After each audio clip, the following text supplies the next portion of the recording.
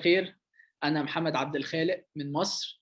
أنا ال Head of Game Design Relations at Machinations.io, the dedicated game design tool to craft, balance, and simulate game systems.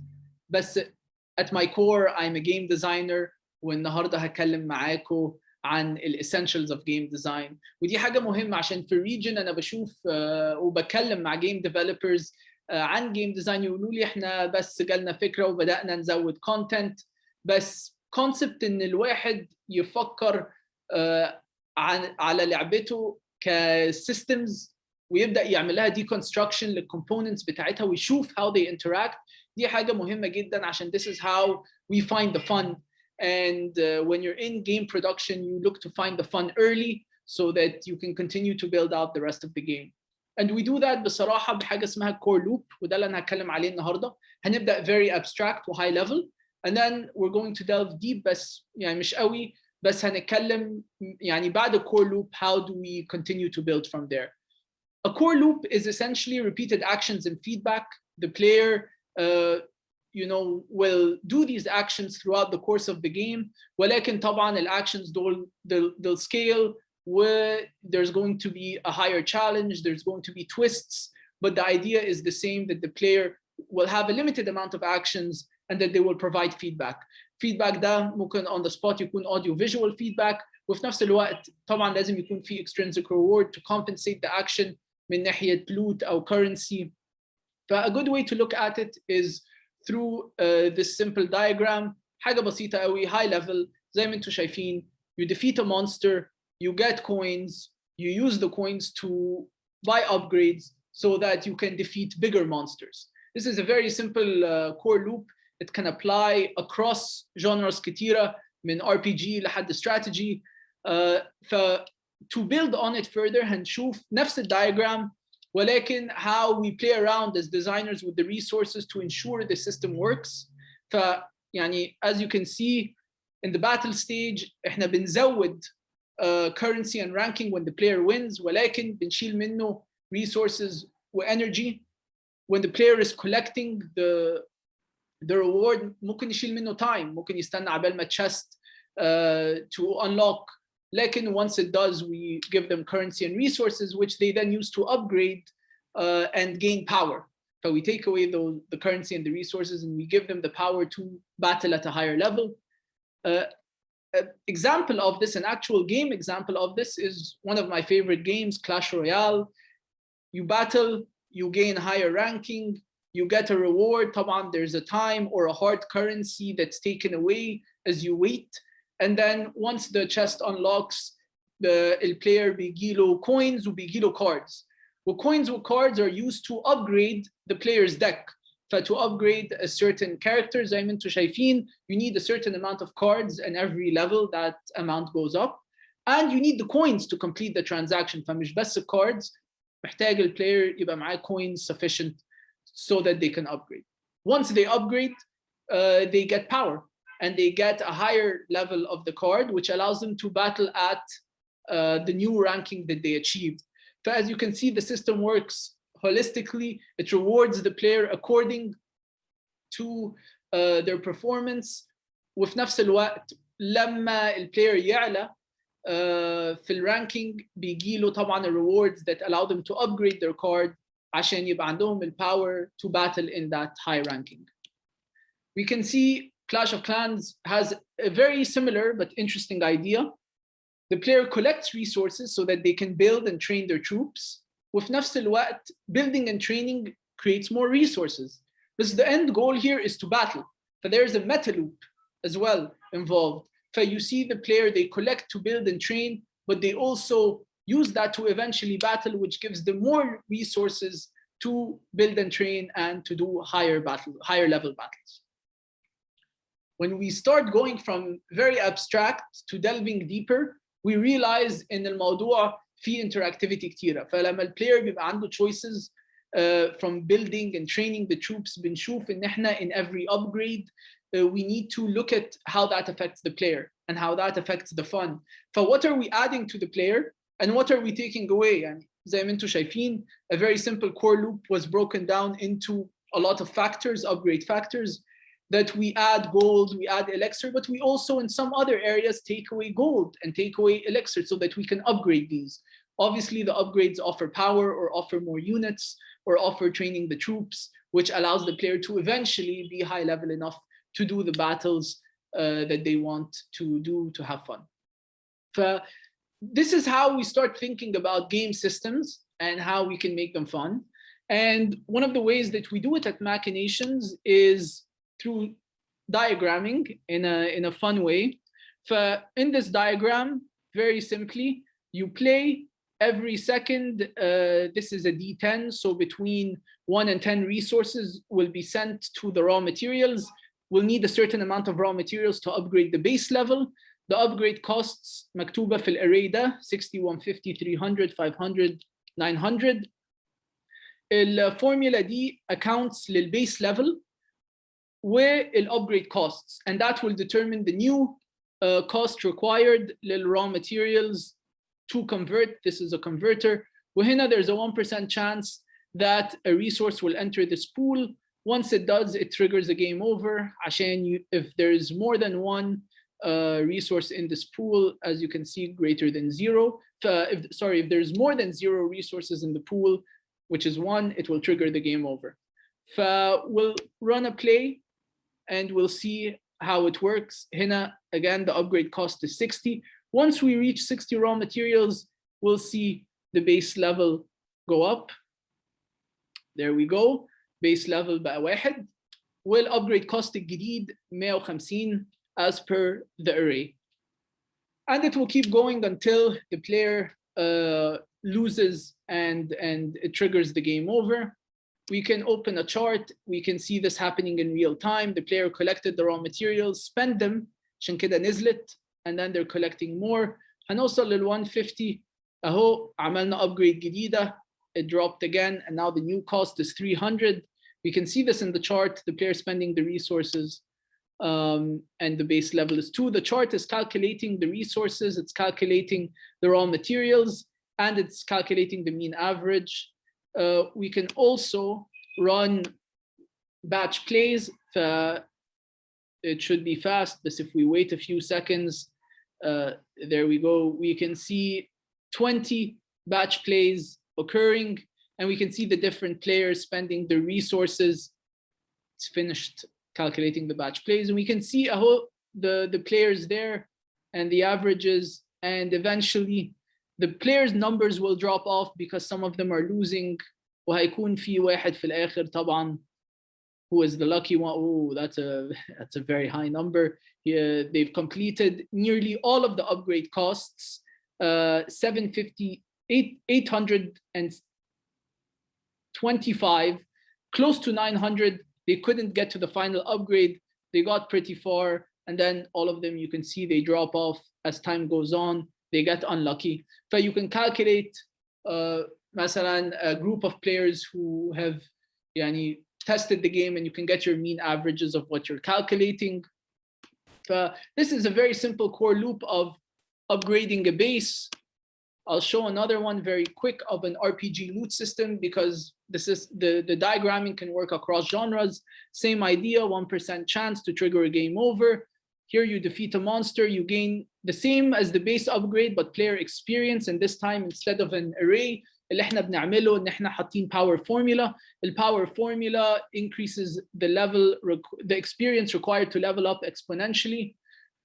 And of course, there's the other side to defeating a monster, which is loot. We all love loot as players, and here the monster will always give 3 loot. The loot will be randomly distributed, 57% chance for an iron bar, 43% chance for gold dust.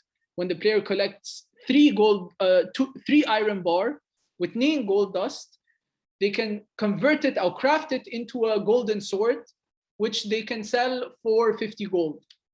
فاحنا هندوس play وهنشوف البلاير اهو بيليفل اب، محتاج اهو عمل ليفل، محتاج 2 levels، محتاج 10 experience دلوقتي، واهو باع لحد دلوقتي 4 swords. He's collecting or she's collecting the gold dust with an iron bar, and they're crafting it to make their sword and selling it to the vendor. The player is now on level 6 or level 7 now. they need 27 experience to go up a new level.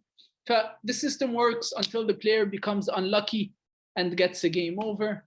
We can again see the chart in real time. We're tracking level and gold and the mean average of the gold.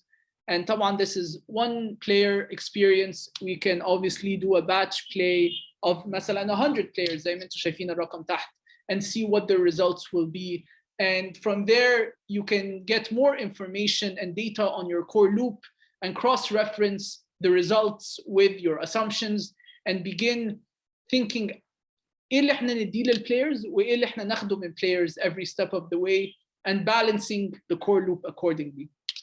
فأتمنى إن أكون وضحت concept core loop ووريتكم إزاي إحنا كجيم designers بنفكر في breaking down and deconstructing a game into its core components وإزاي بنفكر عن الانتراكتيفيتي ما بينهم.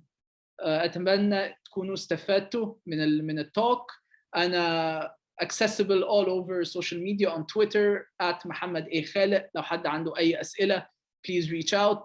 if you're interested in game design, I'm one of the co-founders of Design Dive, game design specific Discord server. There's a lot of servers focused on game development.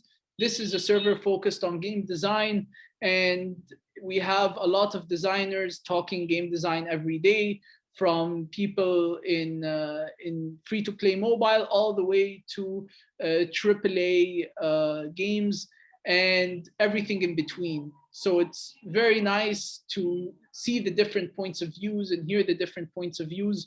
وفي نفس الوقت احنا كل اسبوع بيبقى عندنا topic related لجيم design وبنعمل عليها live podcast on the Discord stage وبنتكلم على طول.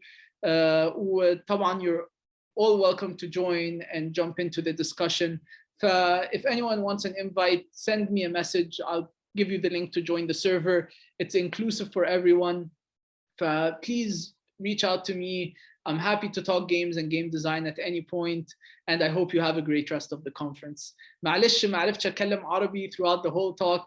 العربي بتاعي مكسر شوية سامحوني. I'm working on it. طبعا يعني لغة جميلة وأنا يعني فخور إن أنا يعني بعرف أتكلمها على قد ما أقدر، بس إن شاء الله أتكلمها أحسن في المستقبل. And I hope to connect with all of you. Thank you and have a great rest of the conference.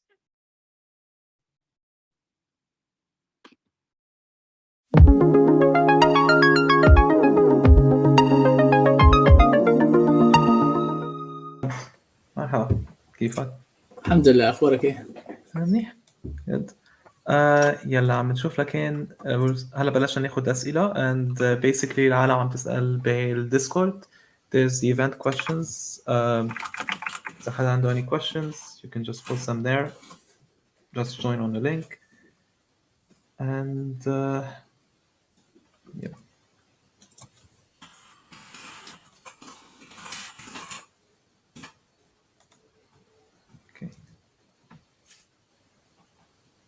Okay, you mentioned you have the slides. وين حطيت اللينك so I can also share it? حطيته على اليوتيوب. كان في حد طالب السلايدز. صح. بس doesn't show the link. إذا فيك ترجع تبعت لي بالpersonal message and I'll show it on the stream كمان. Sure.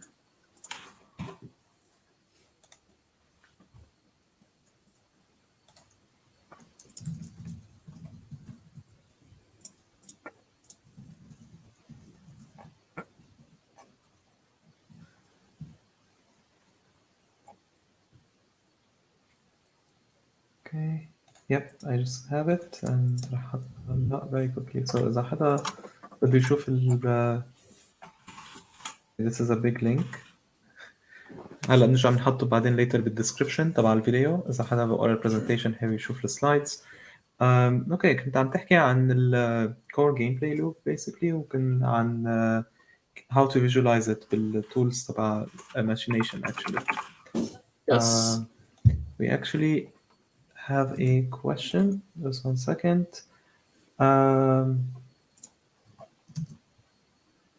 Okay. For me, I haven't done any game development course, but when learning anything, the best way to understand how it works is to do and play with the thing you learned. Um, okay. When you started this career, have you ever studied a course? Like professional course, I didn't. ولكن with game development, there's so many resources out there for people to get started making games.